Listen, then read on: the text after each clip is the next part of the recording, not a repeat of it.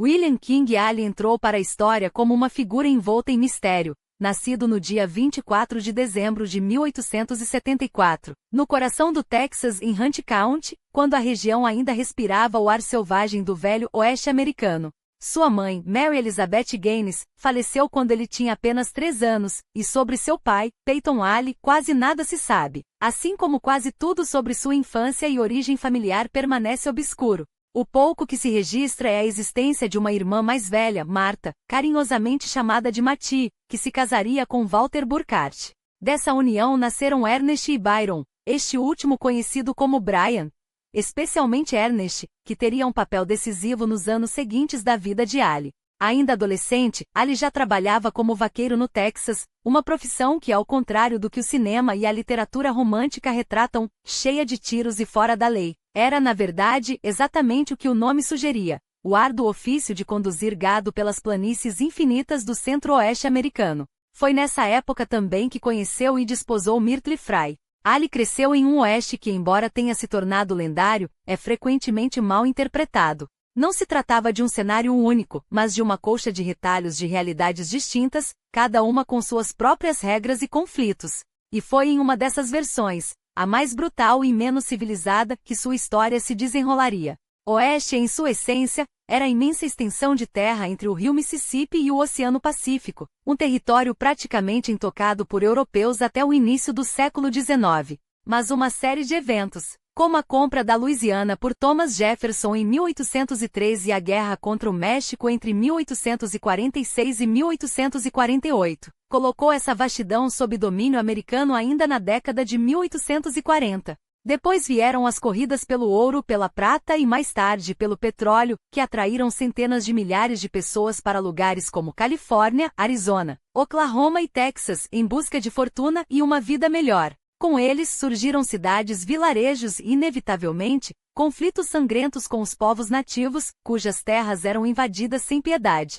Ali viveu em uma parte desse oeste que ainda resistia à modernidade, áreas rurais e isoladas, onde a lei era frágil e a ganância, desimpedida. Enquanto cidades como San Diego, Los Angeles e São Francisco já se transformavam em centros urbanos prósperos no final do século XIX, regiões como Oklahoma, Texas e Novo México permaneciam semi-anárquicas, terra fértil para homens sem escrúpulos como ele. Era nesse cenário de oportunidades sombrias, onde a riqueza podia ser acumulada à custa do sofrimento alheio, especialmente dos nativos americanos, que Ali encontraria seu palco. Os registros sobre seus primeiros anos são escassos, mas a partir de 1900 sua trajetória começa a ganhar contornos mais nítidos. Foi quando chegou a Oklahoma, um dos últimos redutos do oeste selvagem, tão instável que só se tornaria um estado em 1907. Segundo relatos, ele apareceu do nada, um homem sem passado conhecido, com pouco mais que as roupas do corpo e uma Bíblia, um detalhe irônico, dado o caminho de crueldade que seguiria nas décadas seguintes. Mesmo jovem, Ali já exibia traços que o marcariam para sempre. Cabelos negros, um rosto que lembrava uma coruja e óculos grossos, atrás dos quais espreitava um olhar astuto, sempre à espreita de uma chance de lucro, não importava quão suja fosse. Inicialmente trabalhou como vaqueiro, mas logo ascendeu a empreitadas mais ambiciosas e lucrativas. A região onde se estabeleceu levava o nome dos índios Osage, um povo nativo que ali vivia havia séculos. Osage era a versão inglesa do nome dado pelos franceses aos Newconska, ou povo das águas centrais, uma tribo que dominava vales dos rios Ohio e Mississippi quando os primeiros postos comerciais europeus foram erguidos no século XVII. Por volta do século XVIII, os Osage já controlavam vastas áreas do que hoje é Ohio e arredores, herdeiros de uma cultura milenar de construtores de montículos que floresceu desde o Texas até o Atlântico. Mas, como tantos outros povos nativos, os Osage foram vítimas da expansão americana. Pressões crescentes os obrigaram a ceder terras, e muitos foram deslocados à força para o oeste do Mississippi na década de 1830, em migrações trágicas como a Trilha das Lágrimas que ceifou milhares de vidas. Os Osage também sofreram com a varíola que dizimou populações indígenas em 1837 e 1838. Alguns resistiram em suas terras ancestrais, enquanto outros foram empurrados para lugares como Kansas. Mas a guerra era inevitável. Nas décadas seguintes, eles se juntariam aos conflitos que marcariam a resistência nativa contra a ocupação americana, em um capítulo sangrento que ainda ecoaria na vida de Ali. Mais ao noroeste, onde hoje se estendem as vastas planícies dos Dakotas e Montana, os Sioux e Lakota travavam suas próprias batalhas contra o avanço implacável dos colonos. Enquanto isso, alguns Osage, em um movimento que parecia paradoxal, foram recrutados pelo próprio governo americano como batedores, guias que ajudariam a mapear e explorar aquelas terras que, ironicamente, haviam sido roubadas de outros povos nativos. Mas nem todos se curvaram. A resistência persistia mesmo quando, na década de 1870, a realidade cruel se impôs. A guerra estava perdida. Os povos indígenas de todo o continente foram empurrados para reservas como gado em curral, enquanto outros, com mais astúcia ou sorte, conseguiram negociar acertos com Washington. E foi aqui que os Osage se destacaram. Diferente de muitos, eles não apenas aceitaram as migalhas oferecidas pelo governo, eles exigiram mais. Com habilidade política e uma dose de sorte, garantiram financiamento suficiente para comprar suas próprias terras, um ato de autodeterminação raro naqueles tempos sombrios. Assim nasceu a Reserva Osage, um território de 1,5 milhão de acres no coração do que então se chamava Território de Oklahoma, hoje coincidente com o condado que leva seu nome. Foi para esta terra, anos depois, que o destino conduziria William Ali. Mas nada do que viria a seguir teria acontecido se Oklahoma não se revelasse como o maior tesouro escondido da América, um mar de petróleo sob seus pés. Hoje, quando se pensa em petróleo nos Estados Unidos, a mente voa para o Texas com seus poços legendários ou para a Califórnia, onde o ouro negro financiou o nascimento de Hollywood. Mas no final do século XIX e início do XX, era Oklahoma, e apenas Oklahoma, que ditava o ritmo da indústria petrolífera americana. Nenhuma outra região do país produzia tanto por milha quadrada, e os Osage, sem saber, estavam sentados sobre uma fortuna. Em 1894, as primeiras descobertas de grandes reservas de petróleo em suas terras mudaram tudo. Eles não tinham os meios para explorá-lo sozinhos, mas não demorou para que homens como Henry Foster e Edwin B. Foster, experientes prospectores de Kansas, batessem à sua porta. Esses homens viam o ouro negro, e os Osage, donos absolutos da terra, viam uma chance de riqueza sem precedentes. O acordo selado em meados da década de 1890, mediado pelo Bureau of Indian Affairs, foi um marco. Apesar do histórico de violência e traição do governo americano contra os povos nativos, desta vez Washington agiu com uma rara dose de pragmatismo. Os Foster poderiam extrair o petróleo, mas os Osage ficariam com 10% de todos os lucros. Parecia justo.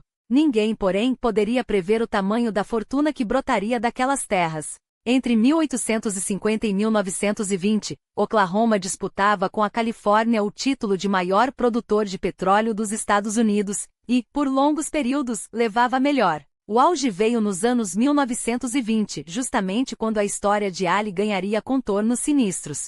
Naquela década, Oklahoma bombava cerca de 700 mil barris de petróleo por dia, um número estratosférico. Os Estados Unidos, já a maior potência econômica do mundo, devoravam esse combustível, e os lucros eram tão astronômicos que os 10% dos Osage se transformaram em uma enxurrada de dinheiro. Nos anos iniciais da década de 1920, essa fatia chegava a 30 milhões de dólares anuais, o equivalente a centenas de milhões nos valores de hoje. Para entender o impacto dessa riqueza, basta dividir o bolo. Havia centenas de famílias Osage na reserva, somando alguns milhares de pessoas com direito a uma parte dos royalties. Mesmo descontando as crianças, a conta era simples. Cada membro da tribo recebia uma quantia que, ajustada à inflação, beirava o absurdo. Era o chamado eadrigeri, o direito inalienável de cada Osage a uma parcela do ouro negro. E não era só isso. Com a chegada dos prospectores e o boom econômico, a região floresceu. Os Osage, outrora empurrados para a miséria, agora viviam em mansões com empregados, desfilavam em automóveis, uma raridade naqueles rincões, e compravam luxos que faziam inveja aos magnatas das grandes cidades. Era um mundo às avessas. Os nativos, antes vistos como selvagens, tornaram-se os mais ricos do país, enquanto brancos pobres limpavam suas casas e serviam suas mesas. Por um breve momento, no final dos anos 1910 e início dos 1920, os Osage foram, coletivamente, o grupo mais rico do planeta. Mas havia um detalhe perverso nesse contos de fadas. O mesmo governo que lhes garantirá uma fatia dos lucros do petróleo também os considerava incapazes de gerir sua própria fortuna. Em 1897, sob a justificativa racista de que os nativos eram incapazes de administrar seus próprios assuntos, foi criado um sistema de tutela. Todo Osage considerado incompetente, uma classificação arbitrária e frequentemente manipulada, teria um guardião nomeado para controlar seus gastos. Era um convite à exploração. E os abutres não demoraram a circular. Advogados, empresários e oportunistas de toda espécie inundaram a reserva. Em pouco tempo, a densidade de advogados por habitante na terra Osage superava qualquer outro lugar dos Estados Unidos. Todos queriam uma fatia do bolo, e muitos estavam dispostos a tudo para consegui-la. O sistema de tutela, supostamente criado para proteger os nativos, tornou-se uma armadilha. Os guardiães, na prática, decidiam quem podia gastar com o que e quando. E como sempre acontece quando há dinheiro fácil e pouca fiscalização, a corrupção floresceu. Mas o pior ainda estava por vir. Porque quando a ganância encontra um sistema podre e uma fortuna incontrolável, o próximo passo não é a fraude, é o assassinato. Era um sistema perverso. Se um membro da nação Osage morresse, seus direitos sobre o petróleo, os chamados red rights, podiam continuar fluindo para o antigo tutor, especialmente se houvesse herdeiros menores ou alguma brecha legal que permitisse a manobra. E quando o dinheiro é tão grande que ofusca qualquer escrúpulo, a morte se torna um negócio lucrativo. Os anos 1920 trariam uma tragédia sem precedentes para os Osage, mas as raízes do horror já estavam plantadas décadas antes, e um homem, em particular, regava-as com ambição e sangue frio. William Alley não nasceu poderoso. Chegou ao território Osage no início dos anos 1900 como mais um peão de fazenda, um cowboy anônimo que conduzia gado entre Oklahoma, Texas e Kansas, rumo aos mercados do leste, onde a elite dourada devorava carne enquanto sonhava com fortunas. O trabalho era bruto, dias intermináveis sob sol ou chuva, salários de fome, noites dormindo no chão duro. Mas Alley não era homem de se contentar com migalhas. Guardou cada centavo suado, até que pôde comprar seu primeiro lote de gado. Por um tempo pareceu que a sorte lhe sorria, até que uma série de golpes do destino o arrasou. Falências, más colheitas, dívidas. Na metade da década estava quebrado. Mas a ruína não o quebrou. Pelo contrário, acendeu nele uma chama mais escura. Alley não apenas se reergueu, fez isso pisando em quem fosse preciso. Comprou terras dos concorrentes por preços irrisórios, alugou pastos dos Osage em contratos que só um advogado desonesto aprovaria, e teceu alianças com políticos que viravam as costas para suas manobras.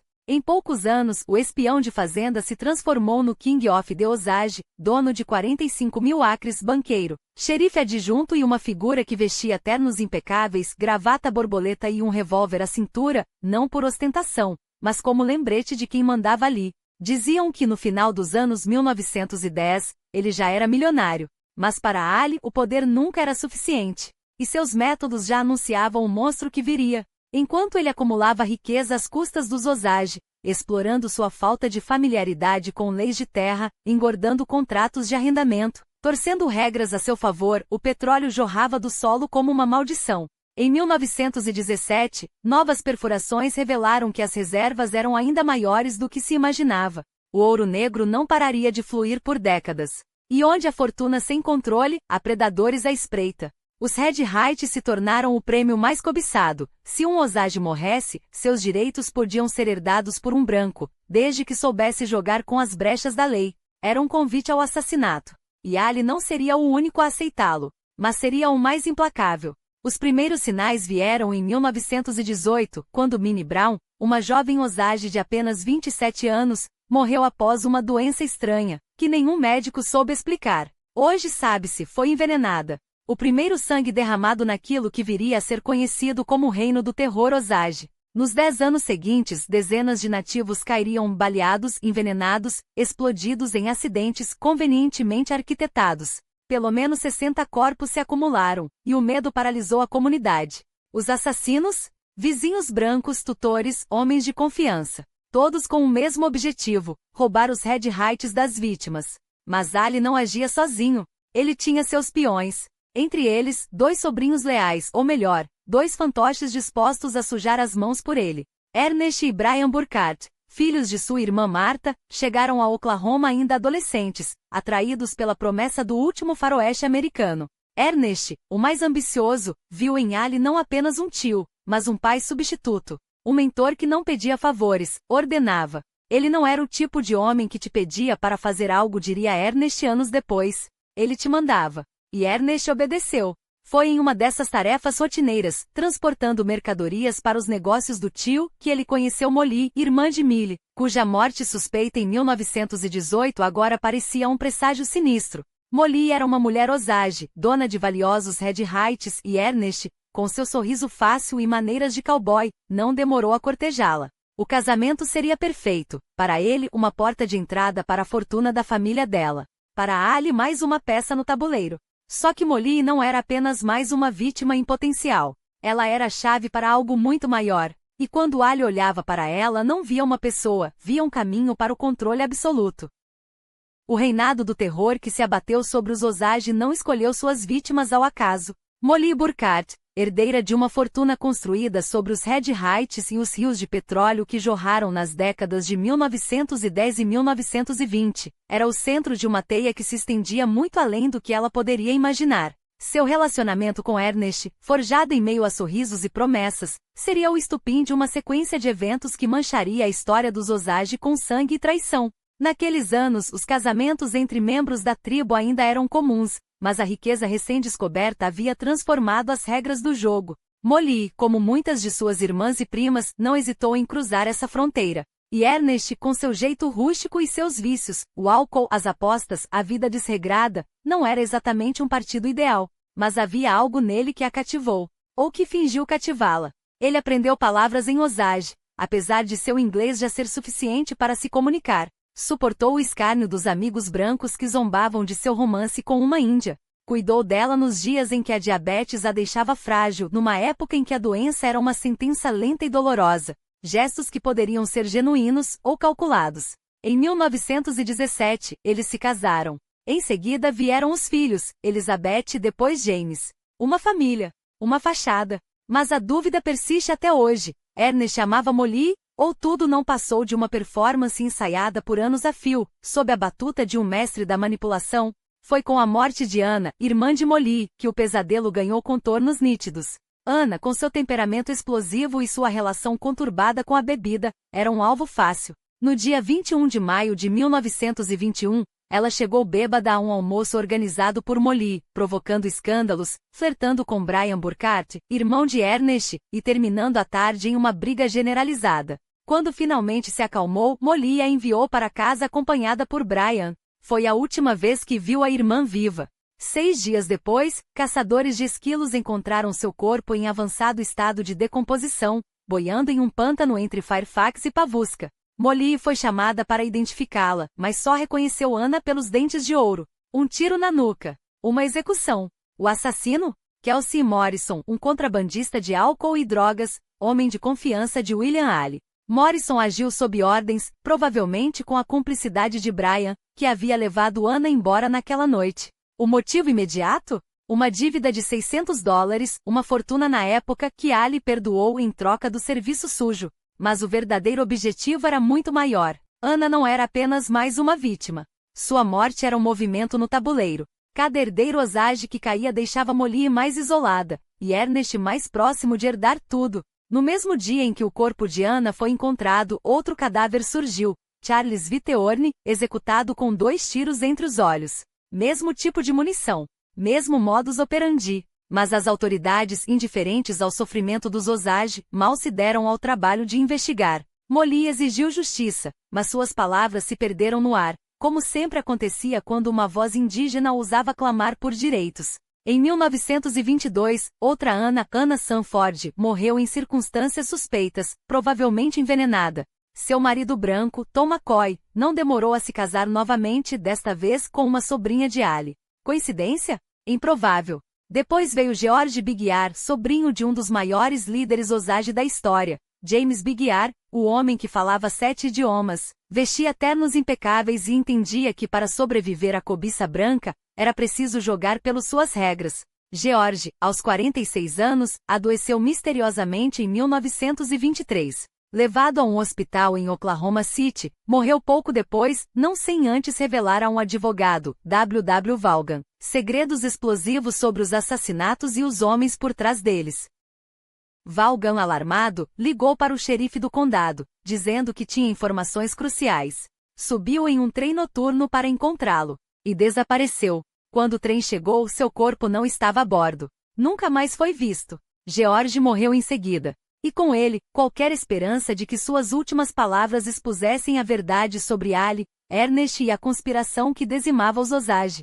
Se alguém ainda duvidava de que havia uma mão oculta orquestrando aquelas mortes, bastaria olhar para os fios que ligavam cada vítima a William Ali, o homem mais poderoso da região, o rei de Osage County. E cada fio levava invariavelmente a um único destino, a fortuna que Molly, sem saber, carregava nas mãos. A próxima morte não demoraria a chegar. Em fevereiro de 1923, Henry Rowan, um Osage de 40 anos, foi encontrado morto em seu carro, crivado de balas. Seu nome já carregava em si o peso de uma história de opressão. Nascido Rowan Horse, fora obrigado a cortar suas tranças e adotar um nome anglicizado na escola de Oklahoma. Mesmo com 2 filhos que herdariam seus Red Heights e a fortuna do petróleo, Ali tinha um interesse direto em sua morte. Rowan, que chamava Ali de melhor amigo, o havia nomeado beneficiário de um seguro de vida de $25.000, uma fortuna na época. E como se não bastasse, Ali fora visto com ele pouco antes de seu desaparecimento, só para reaparecer quando o corpo foi encontrado.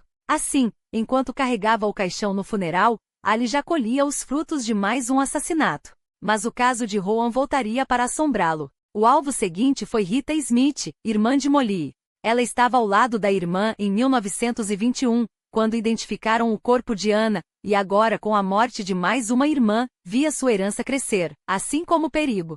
Rita era casada com Bill Smith, o homem que naquele dia fatídico, sugerira verificar os dentes de ouro de Anna para confirmar sua identidade. Bill, um ex-ladrão de cavalos e bebedor violento, tinha um passado turbio, mas nada que o ligasse a Ali. Pelo contrário, ele investigava por conta própria as mortes de Anna e de Millie, a outra irmã de Molly, falecida em 1918 em circunstâncias suspeitas. Bill havia se casado com Millie primeiro, e depois com Rita após a morte misteriosa da primeira esposa. E agora, depois de conversar com fontes que poderiam revelar a verdade sobre Anna, ele e Rita se tornaram os próximos da lista. Os sinais começaram a aparecer. Primeiro, ruídos estranhos ao redor de sua casa. Depois, cães envenenados na vizinhança. Até que em uma madrugada de março de 1923, uma bomba explodiu sob o aluguel onde se refugiaram. A detonação, às 3 da manhã, arrancou janelas de casas vizinhas e espalhou terror pela região. Molly, que já perdera Millie em 1918 e Anna em 1921, sentiu o impacto da explosão que ceifou a vida de Rita, a terceira irmã, em 5 anos. O cerco se fechava. Cada morte enriquecia Molly, mas também a isolava. E enquanto os corpos se acumulavam, as sombras de Ali e seus cúmplices se estendiam sobre Osage County, chamando a atenção de forças que eles jamais desejariam enfrentar. Porque nos anos 1920 a violência sistemática contra os Osage começou a atrair olhares de além das fronteiras de Oklahoma. A polícia americana, até então fragmentada e amadora, dava seus primeiros passos rumo à profissionalização. Desde 1839, com a criação da Scotland Yard, até a formação do Bureau of Investigation em 1908, a aplicação da lei era um quebra-cabeça de xerifes locais e agências privadas como a Pinkerton. Mas o FBI, ainda em sua infância, começava a ganhar músculos, e um caso como o dos assassinatos dos Osage era o teste perfeito para provar sua eficácia. Foi assim que Tom White entrou em cena. Texano, filho de um policial, ele havia cortado seus dentes nas fileiras dos Texas Rangers antes de se tornar agente ferroviário e, finalmente, investigador federal. Quando J. Edgar Hoover o chamou a Washington em 1925, White já tinha décadas de experiência em desvendar crimes. E o que encontrou em Osage era um campo minado, mais assassinatos per capita do que qualquer outra jurisdição do FBI. Mas ele não recuou. Em semanas analisou dezenas de casos e chegou a uma conclusão inescapável. Não se tratava de um assassino solitário, mas de uma teia de cumplicidade. O motivo? Sempre o mesmo: o petróleo. E as vítimas? Sempre as mesmas, os Osage, cujas riquezas os tornavam alvos perfeitos. A investigação de White estava apenas começando. E pela primeira vez, Ali e seus comparsas sentiriam o peso da lei federal sobre seus ombros. Enquanto White aprofundava suas investigações, os fios da conspiração o conduziram inevitavelmente aos Burkhardt, e por fim, ao próprio William Alley. Em Washington, o Congresso, já em 1925, não mais ignorava a carnificina em Oklahoma. Uma lei foi aprovada com urgência. Doravante, apenas quem tivesse pelo menos metade de sangue Osage poderia herdar os Red Rights de um membro da tribo falecido. Era um reconhecimento oficial do que todos já suspeitavam. Aquelas mortes não eram coincidências, mas um extermínio sistemático orquestrado pela cobiça. E foi justamente quando a teia de Alley estava prestes a se fechar sobre a fortuna da família Brown que Tom White entrou em cena. Com 3 irmãs assassinadas, Molly Brown era agora a última herdeira viva dos direitos petrolíferos da família. Sua morte transferiria automaticamente aqueles milhões para seus filhos, que não por acaso, eram sobrinhos netos de William Alley, graças ao casamento de Molly com Ernest Burkhardt, sobrinho e peão do tio. Mas desta vez Alley e Burkhardt não poderiam se dar ao luxo de outro crime escancarado. Os tiros que mataram Anna em 1921 ou a explosão que destruiu a casa de Rita em 1923 já haviam chamado a atenção demais. As autoridades locais, por mais coniventes que fossem, não poderiam ignorar um terceiro assassinato tão óbvio. Foi então que o veneno entrou em cena. A diabetes de Molly, diagnosticada anos antes, tornou-se a cortina de fumaça perfeita. Se sua saúde piorasse gradualmente, ninguém questionaria. E assim, no meio da década de 1920, Alley ordenou que começassem a envenená-la aos poucos, um método lento, insidioso, mas arriscado. Molly não era ingênua. Depois de perder 3 irmãs e dezenas de parentes Osage em circunstâncias suspeitas, ela estava atenta a cada sinal. Quando sua saúde desabou em 1925, não demorou para desconfiar. E até o final daquele ano já não tinha mais dúvidas. O marido que jurara amá-la estava, na verdade, a matando aos poucos. Em um ato de desespero, ela enviou uma mensagem a um padre local, confessando sua certeza de que não era a diabetes que a consumia, mas veneno. Foi essa decisão que a salvou. Pouco depois, Molly abandonou Ernest, levando consigo os filhos e, sem saber, o último elo que Alley precisava para concretizar seu plano. Enquanto isso, a armadilha se fechava em torno do rei dos Osage. White, agora com provas suficientes, voltou seus olhos para um caso em particular, o assassinato de Henry Rowan, em 1923. Um detalhe saltava aos olhos. Alley havia feito um seguro de vida de $25.000 sobre Rowan pouco antes de sua morte. Não era uma prova definitiva, mas era o suficiente para conectar os pontos. Rowan era mais uma peça no tabuleiro de Alley, mais um Osage cuja morte enriqueceria seus algozes. E se as mortes da família Brown, estendidas por anos, desde 1918, eram o núcleo da conspiração, Ernest Burkhardt era a chave para desmontá-la. O plano de Alley era simples em sua crueldade. Ernest casara-se com Molly por ordem do tio, com um único objetivo: herdar seus Red Rights quando ela morresse. Agora, com Molly viva e desconfiada, essa herança escapava por entre os dedos. White sabia que se pressionasse Ernest, o elo se romperia. E rompeu. Em 4 de janeiro de 1926, os agentes federais foram buscar Alley, mas ele já havia desaparecido. Ernest, porém, não teve a mesma sorte. Preso e interrogado, começou a rachar. Primeiro foram detalhes soltos. Depois, a confissão completa, o casamento arranjado, os assassinatos encomendados, o veneno na comida de Molly. Quando os promotores revelaram que tinham o depoimento de Blackie Thompson em um pistoleiro que Ernest tentará contratar anos antes para executar alguns dos crimes, o dique se rompeu de vez.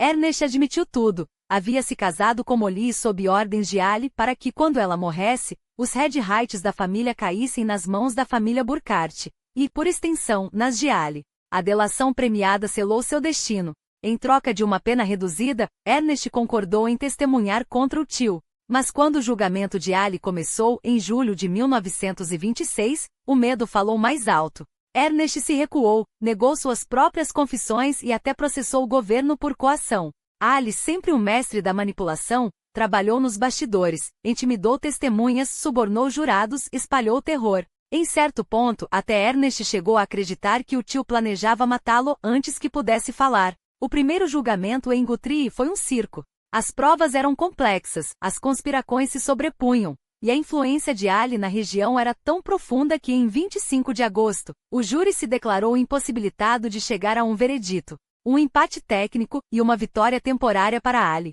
Mas em Washington a paciência havia se esgotado. Hoover não aceitaria outra derrota. Ordenou que Ali e seus cúmplices fossem processados a qualquer custo. Em outubro de 1926, um grande júri indiciou Jim Springer, advogado de Ali, por obstrução de justiça. Ele havia tentado intimidar testemunhas no primeiro julgamento. Foi o estupim para um segundo processo, desta vez mais rápido, mais contundente. Em apenas 9 dias, o veredito veio: culpado. William Ali, o homem que se julgava intocável, foi condenado à prisão perpétua em Leavenworth, no mesmo presídio onde, ironicamente, Tom White seria nomeado diretor anos depois. Mesmo atrás das grades, porém, Ali não abandonaria seus jogos de poder. Sempre havia mais uma carta na manga, mais um peão para mover. Mas desta vez a justiça, tardia, mas implacável, havia dado a palavra final. Mas Ali não se conformaria com a derrota sem esgotar cada artifício jurídico ao seu alcance. Com a astúcia de um predador acossado, recorreu a brechas legais para tentar se livrar da condenação, contestando o segundo julgamento com o argumento de que fora processado no tribunal distrital errado dentro de Oklahoma. A justiça, porém, não se deixaria enganar tão facilmente. Em janeiro de 1929, após um terceiro julgamento, desta vez em corte federal, o veredito foi definitivo: prisão perpétua. 11 anos depois do envenenamento de Millie Brown, o arquiteto da carnificina finalmente vestia o uniforme de prisioneiro em Leavenworth. A sentença era clara, mas a história, como sempre, reservaria mais uma ironia cruel: ele não cumpriria nem metade dela.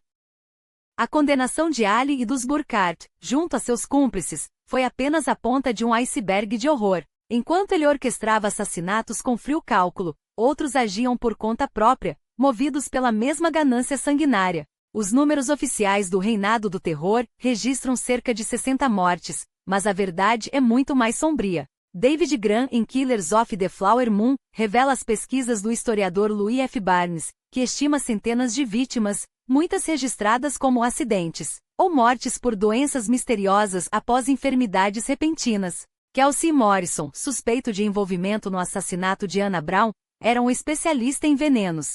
Casou-se com Tilly Stepson, uma mulher Osage cujo marido fora envenenado em 1922. Quando ela desconfiou de suas conversas sobre estricnina, tentou se divorciar e proteger seus 2 filhos Osage. Não teve tempo, Morrison a matou antes que pudesse agir, e casos como esse se multiplicavam. Médicos locais não só assassinavam Osage para herdar seus eadritas, como forneciam veneno a outros assassinos. Os crimes eram um segredo a vozes em todo o condado de Osage, uma conspiração silenciosa, quase genocida, onde brancos colaboravam para exterminar nativos em troca de petróleo. Mesmo após a sentença de 1929, Ali não pagaria pelo que fez. Em 31 de julho de 1947, por ordem direta do presidente Harry S. Truman, ele foi libertado condicionalmente após menos de 20 anos atrás das grades. Truman, criado na região entre Missouri e Kansas, conviveu com o mesmo meio que gerou monstros como Ali. Seja por lealdade a velhas redes de poder, seja por uma compreensão distorcida da justiça, o presidente interveio para encurtar a pena de um homem responsável por dezenas de mortes. Não foi o único. Ernest Burkhardt, condenado por seu papel nos assassinatos, foi solto em 1937, mas passou as décadas seguintes entrando e saindo da prisão por novos crimes. Só em 1965, após um perdão total do governador de Oklahoma, Henry Belmont, ele finalmente escapou da justiça para sempre. Liberto, Ali rumou para Montana, um território áspero e pouco povoado que lembrava o Oklahoma de suas glórias macabras. Mesmo aos 70 anos, não abandonou seus instintos. Trabalhou como supervisor em um rancho pertencente a Benny Benion, um criminoso de carreira que fizera fortuna com cassinos ilegais no Texas nos anos 1920. Os dois provavelmente se conheciam de antigos negócios e de passagens pela prisão. Enquanto Benion ajudava a construir o império de Las Vegas, Ali desfrutava de uma aposentadoria confortável, como se o sangue derramado nunca tivesse manchado suas mãos. Nos anos finais gostava de repetir, com um sorrisinho de desdém, que tudo teria dado certo não fosse pela fraqueza de Burkhardt ao falar com o FBI em 1926. Morreu em 15 de agosto de 1962, aos 87 anos, em um asilo em Phoenix, Arizona. Foi enterrado em Wichita, Kansas, longe das terras que enriqueceu com cadáveres, mas nunca longe da impunidade que o acompanhou até o fim. Os assassinatos dos Osage diminuíram no final dos anos 1920, à medida que Ali e seus comparsas eram presos. mas a verdadeira dimensão da tragédia permaneceu enterrada por décadas. John Joseph Matthews, um Osage que sobreviveu àquele período, dedicou a vida a desenterrar os crimes. Em Sundov, 1934, e mais tarde, em The Osages, Children of the Middle Water, 1961, compilou depoimentos e memórias da tribos, revelando como o sistema de tutela dos Eadrigtas havia se tornado uma armadilha mortal. Seu trabalho, somado ao de outros investigadores como Lawrence Hogan, foi crucial para que nos anos 1990, os Osage processassem o governo federal por décadas de negligência e desvio de fundos. Em 2011, após admitir culpa, os Estados Unidos pagaram uma indenização de 380 milhões de dólares, cerca de 25 mil por cada um dos 16 mil membros da tribo ainda vivos. Dinheiro que, mesmo tardio, era um reconhecimento do que nunca deveria ter sido permitido. A história dos Osage, do reinado do terror e do papel de William Ali só ganhou contornos definitivos com Killers of the Flower Moon, de David Grann. Ao revisitar arquivos, entrevistar descendentes e cruzar relatos esquecidos, Grann não apenas reconstruiu os crimes conhecidos como apontou para uma rede muito maior de cumplicidade. Seu trabalho mostra que por trás dos assassinatos oficiais, havia uma teia de conluio que incluía advogados, juízes, médicos e até agentes do governo, todos beneficiários diretos ou indiretos do extermínio. E o mais perturbador, sugere que muitas vítimas jamais serão identificadas. Porque no fundo, o que ocorreu em Osage County não foi apenas uma série de crimes, mas um projeto de aniquilação disfarçado de progresso. Um capítulo da história americana que mesmo hoje ainda resistimos a encarar sem pudor. O que torna essa campanha de terror contra os Osage ainda mais aterradora não é apenas sua escala sistemática, mas o fato de que ela operava à luz do dia. Um segredo a vozes, sussurrado nos salões dos poderosos, nos escritórios dos cartórios e até nas igrejas de Oklahoma. Todos sabiam. Todos fingiam não saber. E muitos demais estavam dispostos a sujar as mãos em troca de uma fatia do sangue transformado em petróleo. Não era um complô oculto nas sombras. Era uma máquina de moer vidas, engraxada pela ganância e lubrificada pela impunidade, com dezenas de cúmplices ativos, desde o executante que apertava o gatilho até o bancário que lavava o dinheiro manchado de vermelho. Foi essa rede de cumplicidade que David Grann desvendou em Killers of the Flower Moon, obra que não apenas expôs a verdade como a esculpiu em letras de fogo na consciência americana. O livro, laureado com o National Book Award em 2017 e entronizado no topo da lista dos mais vendidos do The New York Times, provou que a história não é apenas escrita pelos vencedores, às vezes, é resgatada pelos que se recusam a deixar os derrotados apodrecerem no esquecimento. Agora, essa narrativa ganha vida nas mãos de Martin Scorsese, que transforma a tragédia em cinema com a precisão de um cirurgião e a fúria de um profeta. Com Robert De Niro como William Ali, o pastor do mal disfarçado de homem de Deus, e Leonardo DiCaprio como Ernest Burkhardt, o genro que se tornou peça-chave no tabuleiro de xadrez mortal, o filme promete ser menos uma reconstrução e mais uma exumação. Quando estrear em outubro de 2023, não será apenas um candidato ao Oscar, será um espelho quebrado diante de uma nação que ainda tropeça em seus próprios fantasmas. E no centro desse pesadelo, sempre ele, William Ali. Não um mero espectador, não um coadjuvante, mas o maestro de uma sinfonia de morte. As investigações de Grann e outros historiadores deixam claro que Ali não foi apenas um participante, foi o arquiteto. Poucos nomes na história americana carregam tantos cadáveres nas costas quanto o dele, e ainda assim, poucos escaparam com tão pouco. Ele não matava apenas, ele corrompia. Transformava homens comuns em algozes, como fez com a família Burkhardt, arrastando-os para um pântano de culpa do qual nunca mais sairiam.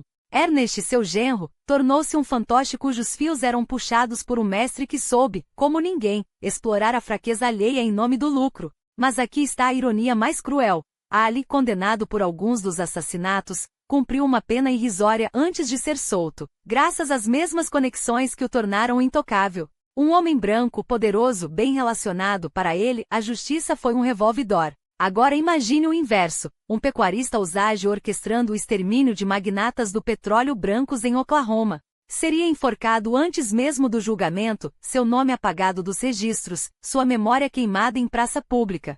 A impunidade de Ali não é um detalhe, é a prova de que na América do século XX, alguns crimes não eram apenas permitidos, eram institucionais.